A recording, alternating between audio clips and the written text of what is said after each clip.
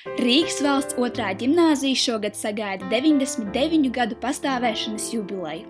Pirmo reizi tā durvis vēra Itālijā 1916. gada 12. februārī, toreiz gan Tērbatas ielā, kā Latviešu izglītības biedrības vidusskolas sieviešu ģimnāzija un vīriešu reāla skola. Šī ir pirmā latviešu vidusskola, kur mācības notika latviešu valodā. Skola izveidota Pirmā pasaules kara laikā bēgļu bērnu izglītošanai. Tajā tika uzņemti 768 skolēni 16 klasēs. 99 gadu laikā esam pārvākušies uz Johana Daniela Felsko projektētu ēku, 2011. gadā ieguvuši valsts ģimnāzijas statusu un patreiz šeit mācāmies aptuveni 830 skolēni. Es šeit mācos jau 12. gadu un droši varu apgalvot to, ka šīs mans otrās mājas. Kā es saku, mani mazie.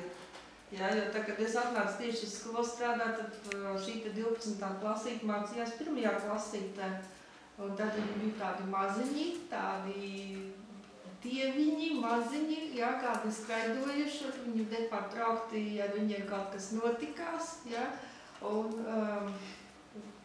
man nepārtraukti viņam vajadzēja kaut kādu palīdzību sniegt, un tad mēs izlēmām ar klases audzinātāju, ka kaut kādā otrā klasē jau es aizgāju pie viņiem un pamācīju šo pirmo palīdzību. Tā kā man šīs mani bērni, kā es saku, jā, no 12. klases, viņi māca palīdzību jau sniegt viens otram.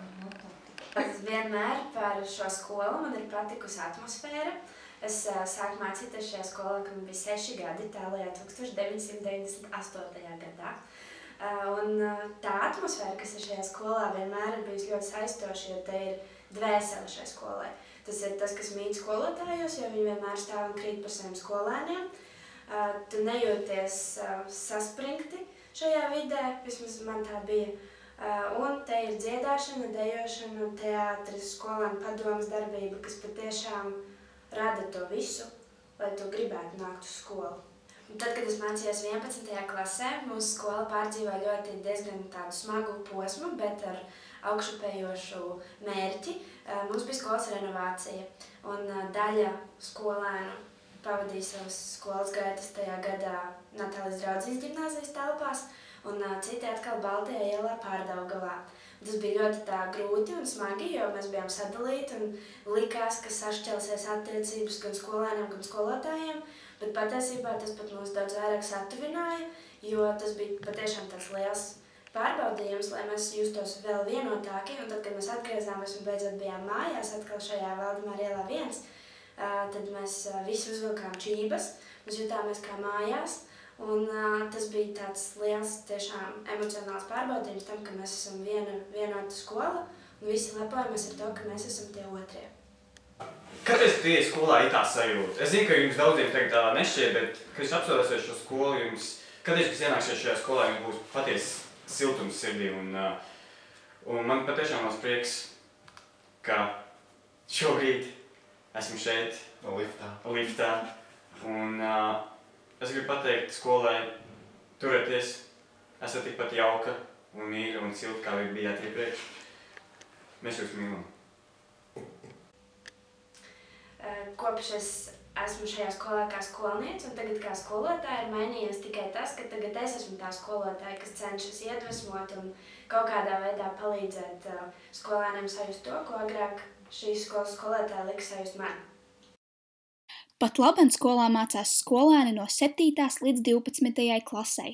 Rīgas valsts otrajā ģimnāzijā nenoliedzami mācās ļoti daudz talantīgi, gudri, apzinīgi un atsaucīgi skolēni, kas skolu godam pārstāvējuši dažādās olimpiādēs, konkursos, sporta sacensībās, projektos un citur. Rīgas valsts otrās ģimnāzijas skolēni patiesībā ir ļoti iemīlējuši ģeogrāfiju. Un katru mēnesi vienu sestdienu viņi apbruņojušies ar ģeogrāfijas atlantiem un biezām ģeogrāfijas grāmatām, dodas uz Latvijas Universitātes jauno ģeogrāfu skolu. Visa gada garumā tur notiek dažādi konkursi, olimpiādes, komandu mači, zinātnisko darbu lasījumi un sezonas kulminācija ir brīvdabas ģeogrāfijas olimpiāde. Gada garumā skolēni piedaloties jauno ģeogrāfu skolas konkursos pelna diplomus un vāc sezonas punktus. Pēdējo 3 gadu laikā Rīgas valsts 2. ģimnāzija ir izcīnījusi ceļojošo kausu un cerams, ka arī šogad tas mums izdosies 4. reizi pēc kārtas. Es ar lepnumu varu teikt, ka Rīgas valsts 2. ģimnāzija ir labākā jauno ģeogrāfu kalva Latvijā. Tātad katru gadu mūsu skolā no 7. līdz 9. klasē bērni apgūst pirmās palīdzības sacensības. Tātad mēs gatavojam šīm sacensībām kopā ar klases audzinātājiem. No katras klases komandā ir 6-8 cilvēku stāvā. Ja? Un tie, kas skolā labi nostartē, ja, šajā sacensībās, tad viņi piedalās pilsētas sacensībās, kur ir reāli dzīvē pietuvināti atgadījumi. Ja, tātad man šeit arī bildes ir, ko mēs te skatījāmies. Mēs tā darbojamies ļoti citīgi no 2008. gada. Tad man ļoti patīkami ir tas, ka šie bērni, kas piedalījušies pirmās palīdzības komandās, jā, ir kļuvuši daži jau par dakteriem. Jā. Tātad man ir tā profesionālā orientācija, plus vēl arī tāds labums, ka cilvēks iegūst iemaņas, jā, teiksim, pirmās palīdzības sniegšanā tieši pašā sadzīvē. Draugs draugam, jā, tāpat tās radiniekiem, cilvēks neapjūka akūtā situācijā. Un tas man dod tādu lielu gandarījumu.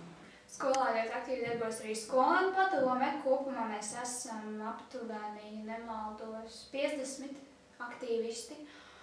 Un katru gadu arī iegūstam kādu no Rīgas skolēnu domes balvām. Pasākumiem noteikti ir Ziemassvētku balle, Valentīndienas aktivitātes, kā arī katru gadu ir tradīcija 11. novembrī doties uz 11. novembra krastmalu, nolikt svecītes. Katru gadu mēs to darām arvien interesantākā veidā. Ja vienu gadu tā ir sirsniņa ar divnieciņu vidū, tad citus gadus mēs izveidojam šos RV2Ģ Latvijas karoga krāsās.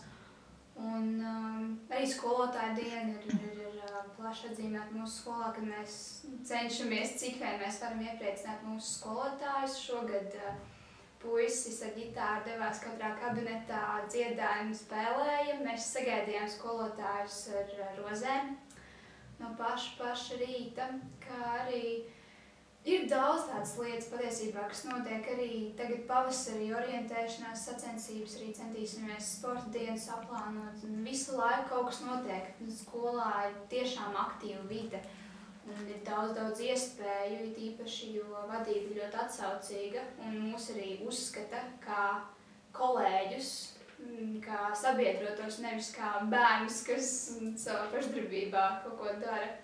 Tā, kas man saistās skolu laikam, tās ir 2 lietas. Pirmā un pati galvenā, acīm redzot, ir tā, ka es neeju uz skolu kā uz darbu. Es šeit eju ar prieku, tāpēc, ka es zinu, ka es sastapšu cilvēkus, ar kuriem man ir patīkami kontaktēties, kuri grib kaut ko uzzināt, ar kuriem ir interesanti parunāt. Un tas dod gandarījumu. Līdz ar to tas man dod iespēju šeit nākt nevis tāpēc, ka man maksā, bet tāpēc, ka es to gribu, tāpēc, ka man tas patīk. Un tā ir ideāla situācija, ja man maksā par manu hobiju. Un otra lieta, kas ir nemazāk svarīga un īpaši šīs jubilejas sakarā, ir tas, ka mēs bieži pat neapzināmies, ka mēs staigājam par reālu dzīvi vēsturi. Un man jāsaka gandrīz vai kā klasiķu vārdiem, man kā vēsturniekam ir ļoti svarīgi tas, ka mēs esam pirmā latviešu vidusskola. Tas, ka šī ēka ir arhitekta Felsko būvēta, un es to patiešām izjūtu katru dienu šeit atrodoties. Tas man sagādā gandarījumu un prieku, un tas ļauj izbaudīt katru dienu un katru stundu, ko es atrodos šajā skolā. Tātad galvenokārt man patīk šīs skolas atmosfēra.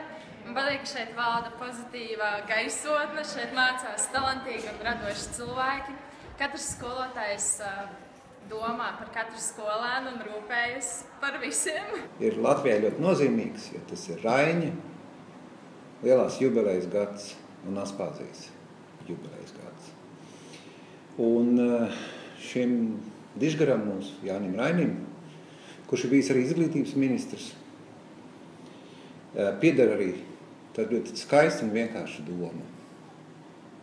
Pastāvēs tas, kas mainīsies. Mūsu skola jau pastāv 99 gadus. Tas nozīmē, ka tā ir spējusi mainīties līdzi laikam, un esmu pārliecināts, ka kopā mēs arī spēsim turpmāk mainīties un būsim ar tādām īpašībām, vismaz 3 no kurām es gribu uzsvērt, ko iegūsim savā skološanās laikā, ka mēs būsim zinoši,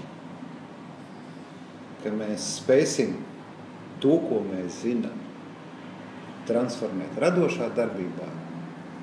Un varbūt pats svarīgākais, mēs būsim atbildīgi par to, ko mēs darām.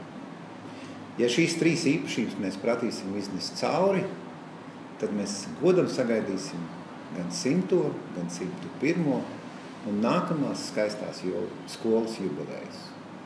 Paldies visiem par darbu un priecīgus svētkus! Daudz laimes dzimšanas dienā!